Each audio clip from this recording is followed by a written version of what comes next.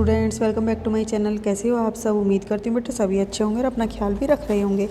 तो बेटा आज हम करने जा रहे हैं अपनी वर्कशीट नंबर 23 विज्ञान सब्जेक्ट की है बेटा। ये 7th क्लास के बच्चों के लिए 18 तारीख की है, ठीक है। जिसमें आज बेटा हमारा टॉपिक रहेगा प्राणियों में पोषण।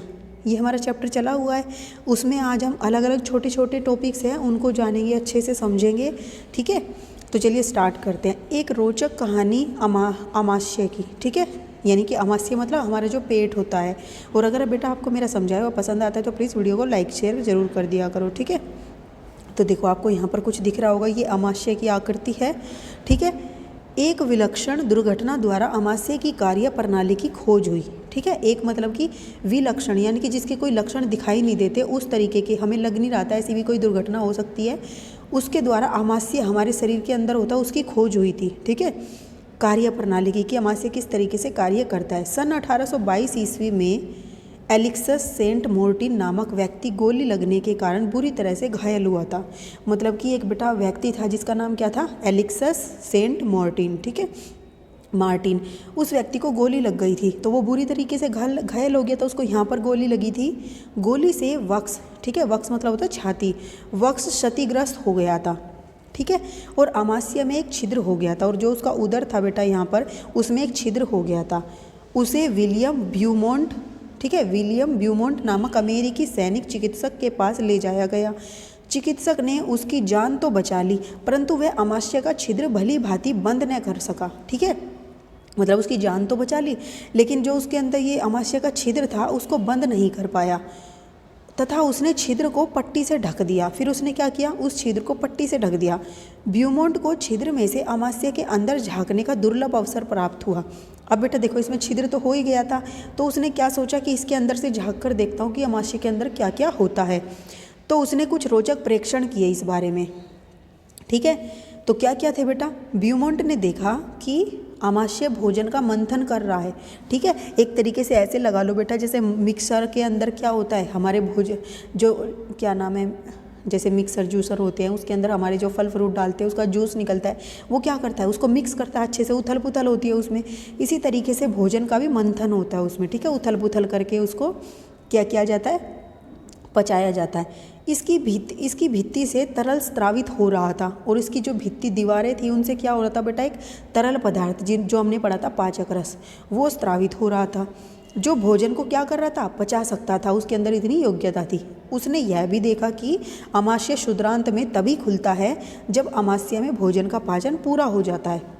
उसने ये भी देखा कि जो ये क्षुद्रांत में जाकर यहाँ से खुलता है ये तभी खुलता है, पहले यहाँ पर भोजन का क्या होता है, पाचन हो जाता है।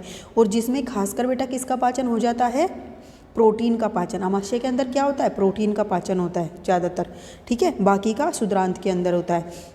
फिर अब बेटा एक और प्रोसेस होती है, ठीक है, जो कि हम सबको पता है, क्या, दस्त।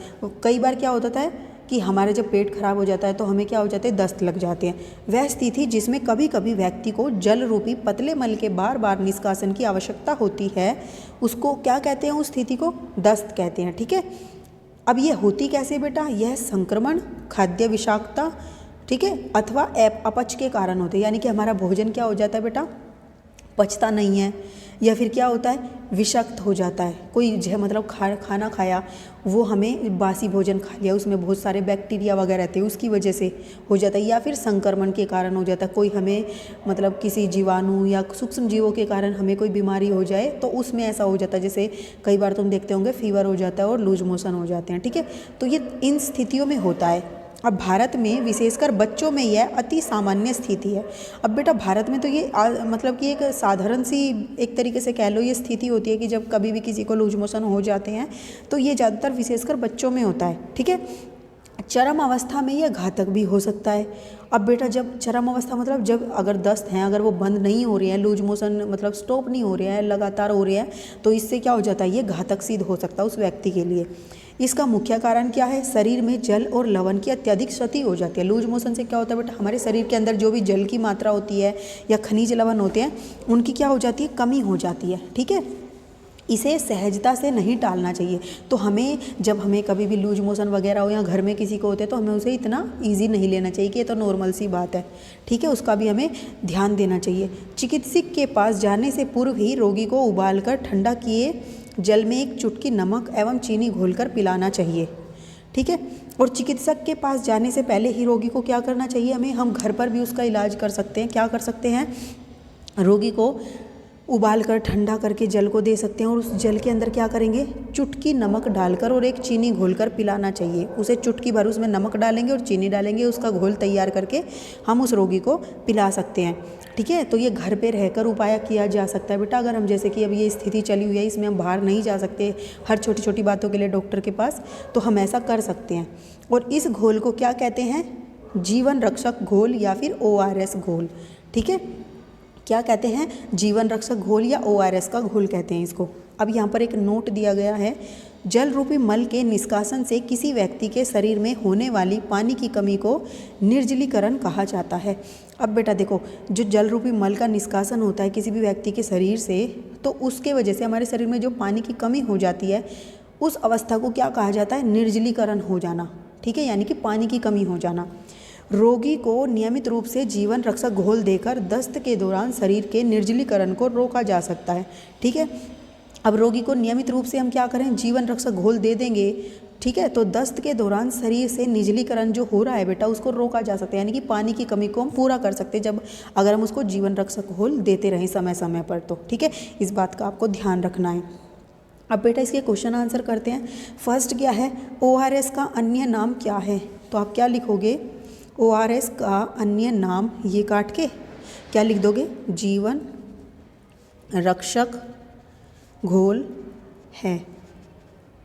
ठीक है, फिर उस स्थिति का नाम लिखें जिसमें कभी कभी व्यक्ति को जल रूपी पतले मल के बार बार निष्कासन की आवश्यकता होती है। तो बेटा वो क्या थी, दस्त। उस स्थिति का नाम क्या है, दस्त। अब दस्त का संक्रमण कैसे होता है बेटा, ये हमने किया था अभी। तो आप क्या लिखोगे, यहाँ से लिखोगे, यह संक्रमण खाद्य विषाक्तता अथवा अपच के कारण होता है। ठीक है, ये आप लिख दोगे अपने तीसरे में आंसर। अब बेटा फोर्थ क्वेश्चन क्या है, अमाशय की कार्य प्रणाली की खोज करने वाले व्यक्ति का नाम लिखिए। तो बेटा अमाशय की खोज जिसने की थी वो कौन था, ब्यूमोंट। ठीक है, कौन था वो, ब्यूमोंट था, जो अमेरिकी चिकित्सक था। ठीक है, ब्यूमोंट ने की थी। और इसका पूरा नाम लिखना है बेटा, तो यहाँ से लिखोगे विलियम ब्यूमोंट। ठीक है, अब बेटा नेक्स्ट क्वेश्चन क्या है हमारा, कि घर पर जीवन रक्षक घोल को कैसे बनाया जा सकता है। तो आप लिखोगे, घर पर उबले हुए जल में एक चुटकी नमक व चीनी का घोल तैयार कर जीवन रक्षक घोल तैयार किया जाता है। ठीक है, रक्षक घोल को बनाया जा सकता है,